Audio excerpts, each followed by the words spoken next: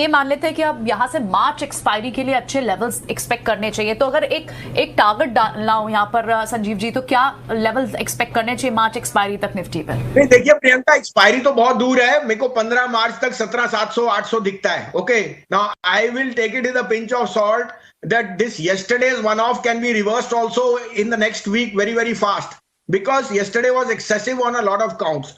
So I am taking it with a pinch of salt के stock specific outperformance आएगा।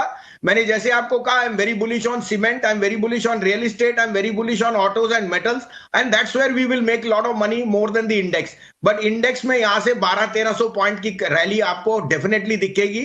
From yesterday's low of 16,200, you can even rally maybe 8% from here, maybe 1,000 points, 1,200, 15 points, and I don't rule out. Yesterday was a one-off. Please take that into hindsight. Don't keep murking about that, and don't think you'll get again 16,000 to buy. That may not be the opportunity. सब कहते हैं 15.5 आएगा तो लेंगे। अरे 16,000 पे भी आपसे लिया नहीं जाएगा, because fear is a great king.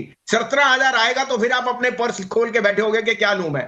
तो मार्केट टाइम और प्रोसेस और फियर को, तीनों चीजों को साथ बाय साथ देता है। It depends on your ability to take the risk. क्या ये एक कॉन्सिडेंस ये भी है, क्योंकि हमने यूएस मार्केट्स में भी देखा कि जब वहां उनकी मंथली एक्सपायरी हुई, उसके बाद आईटी स्टॉक्स इतने गिरे नहीं, यानी फरवरी की एक्सपायरी खत्म होने के बाद अब मार्च की एक्सपायरी से एक रीबाउंड उनकी मार्केट्स में दिखना शुरू हुआ। और कल एक अनदर डे था जिस तरह से हमने एक फियर को कंप्लीटली श्रग ऑफ किया। अब हम जब मार्च एक्सपायरी के लिए तैयार हो रहे हैं, और एक हिस्टोरिकल डेटा भी कहता है कि मार्च और अप्रैल थोड़े फेवरेबल मंथ्स रहते हैं, तो ये कुछ सेंटिमेंटली बूस्ट करता है कि अब यहां से अच्छी पोजीशंस, लॉन्ग पोजीशंस बनाने का रीजन ये भी है।